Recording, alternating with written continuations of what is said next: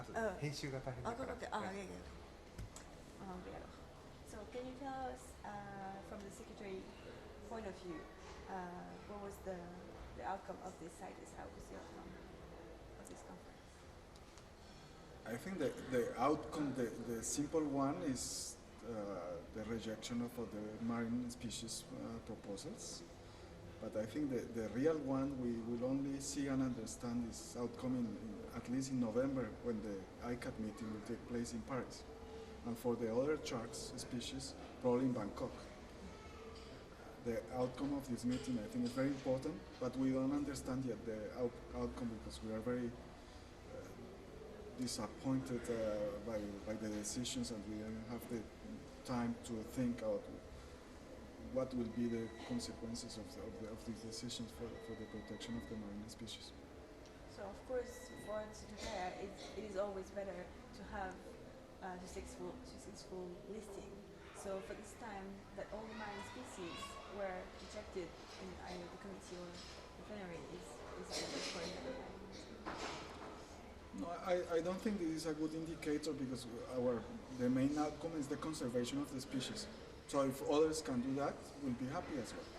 We are really concerned about the sharks, not about the sharks in CITES or outside CITES. But they recognize it, that the species are depleted, and they are going to take action in other fora. So now CITES is watching closely what progress they will be made in this fora. You have a question? C'est bon, je l'aurais fait aussi. Okay, it's okay. So I think you have mentioned that so CITES will watch what's going to happen to the ICAT for the future to see the marine species really protected, right? Yes, I think that now the international community send a strong signal, a message. We are watching what's going on with the marine species in the high seas.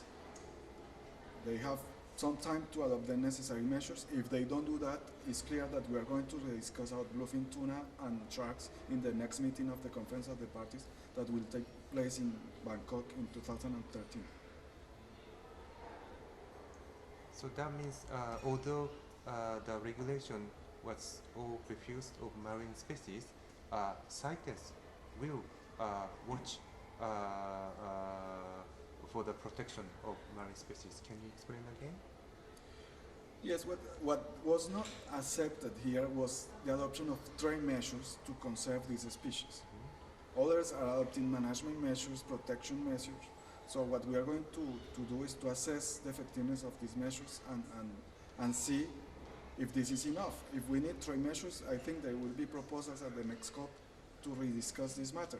And the outcome of this meeting doesn't reflect that a majority of countries are already in favor of these measures. The problem is that CITES has a very high bar, which is this 2/3 majority. For two species, they were quite close. So I don't think that the results reflect very well what's going on here and the quality of the debate that we had during the last 2 weeks.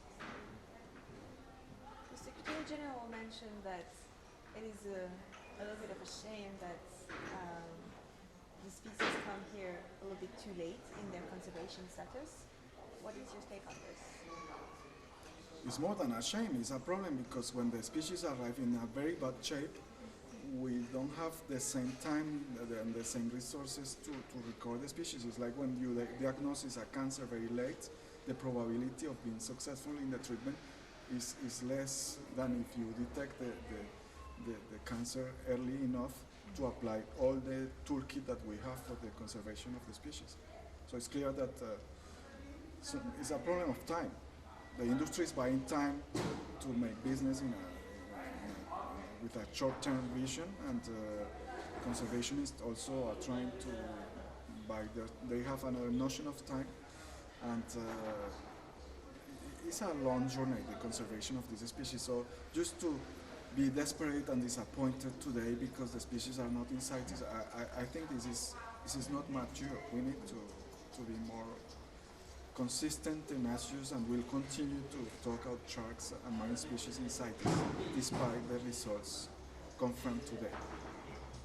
So short-term vision or the short-term vision of the economy or consequences, or this has been a problem with decisions. We've seen many parties commenting on that for a decision. Well, I think the main lesson learned here by industry, but also by NGOs, is that ecology and economics cannot be seen in a separate way now. This doesn't make sense anymore. So these two aspects form a unity. You cannot conserve marine species without taking into account local livelihoods and the sustainable development of these poor countries, and you cannot make money without taking into account the sustainability of the resources. So nature is no longer an externality that you take care without knowing what's going on with the people that exploit these species. I think that this is also one of the main outcomes of this meeting, is that NGOs and industry should revise their strategies and their communication schemes. So just to clarify,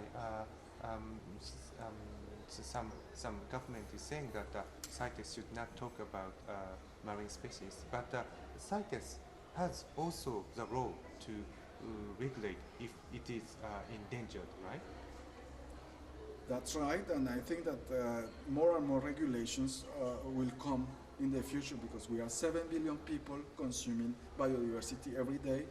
It's like when you have more and more cars, you need rules. Because if you don't have rules in the high seas and everybody is fishing there, you will. This is the recipe for a total disaster. So CITES is needed and will act in 3 years or 10 years. It depends. It's a matter of time.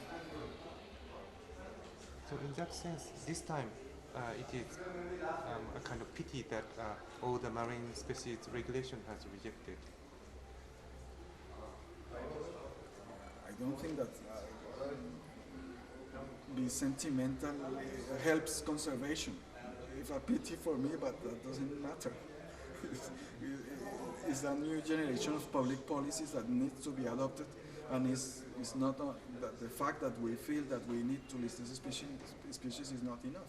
If the governments were not ready, and if we need more discussions, and perhaps we need to see what happened in other fora. So that was the result. That's the fact of this meeting. So I don't think we should be too emotional. This doesn't help to. We don't save a species with emotions. I'm sorry. I mean about bluefin tuna or red coral or sharks. All those species regulation proposal. CITES did also support that, but it's all rejected. So in that sense, you're kind of. CITES is kind of disappointed for that. No, CITES are the governments.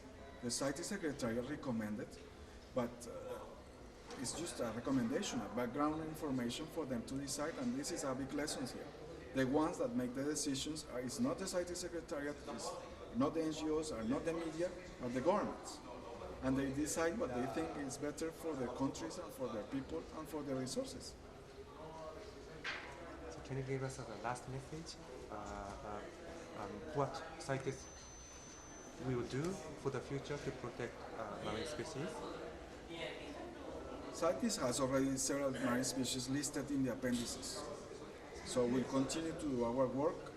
We'll work with FAO, we'll work with ICAT, and we'll maintain our vigilance on what's going on with these sharks and these other species that were not listed today, to make sure that the measures promised and announced in the meeting will be implemented by the countries that are saying that CITES is not the right place to tackle this problem of overfishing in the high seas. Okay. So thank you so much. So how do you see the result of CITES meeting this time, especially about the marine species? You know. It's very unfortunate, and I consider this a real disaster for good marine conservation and for the future of these ocean species that CITES was considering at this meeting. This is especially a terrible problem for the bluefin tuna and for the sharks that have no management at all. and it is especially unfortunate too for the